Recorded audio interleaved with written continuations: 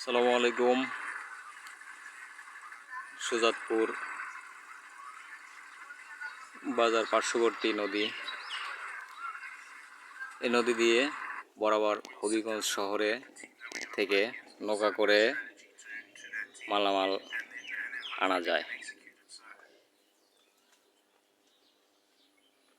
দেখেন পানির পাক খাইতেছে এখানে মোচরের মধ্যে।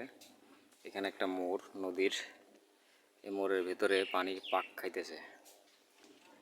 এখন এই অল্প পানিতেই প্রচুর পরিমাণে পাক খাচ্ছে, কিন্তু যখন এখানে আরও পানির চাপ বেড়ে যায় তখন পানির পাকটা থাকে প্রচুর ভয়ানক।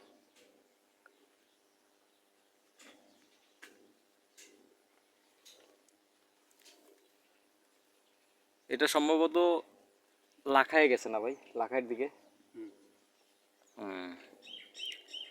এই যে জেলেরা তাদের নৌকা দিয়ে মাছ ধরতেছে নদীতে।